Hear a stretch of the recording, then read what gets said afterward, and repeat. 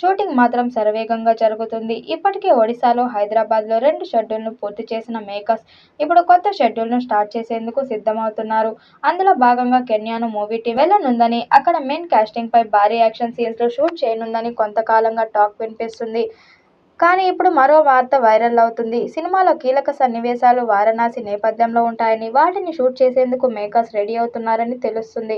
అది అయ్యాక కెన్యా వెళ్తారని సమాచారం. అయితే కాశీ బ్యాక్డ్రాప్లో సీన్స్ తీసేందుకు ఇప్పుడు హైదరాబాద్లో భారీ సెట్ వేస్తున్నట్లు టాక్ వినిపిస్తున్న విషయం తెలిసిందే. అయితే అది భారీ కాదు, అతి భారీ అనాలేమో. ఎందుకంటే ఆ సెట్ కోసం అక్షరాల 50 కోట్లు వెచ్చిస్తున్నారట. అది తెలిసి ఒక్కసారిగా అంతా నోరెళ్లబెడుతున్నారు. అంత ఖర్చుతో సెట్ వామ్మో అని కామెంట్లు పెడుతున్నారు. రాజమౌళి ఏదో వేరే లెవెల్ ప్లాన్ చేస్తున్నట్టు ఉన్నారని, సినిమా రేంజ్ పాన్ ఇండియా కాదని పాన్ వరల్డ్ అని అంటున్నారు. అదే సమయంలో 50 కోట్ల బడ్జెట్తో సినిమాలే వస్తుంటాయి, ఇప్పటికే వచ్చాయి కూడా. ఇప్పుడు ఆ బడ్జెట్ మొత్తాన్ని సెట్ కోసం ఖర్చు పెడుతున్నారంటే never before Hollywood range movie అని క్లియర్గా తెలుస్తుంది. ఎందుకంటే అక్కడ అతి భారీ సెట్స్ను వేస్తుంటారు. ఇప్పుడు జక్కన్న ఎస్ఎస్ఎంబీ 29 మూవీ హాలీవుడ్ రేంజ్లో తీర్చిదిద్దనున్నారని స్పష్టంగా అర్థమవుతుంది. మరి ఈ చిత్రం ఎలాంటి రికార్డ్స్ క్రియేట్ చేస్తుందో చూడాలి.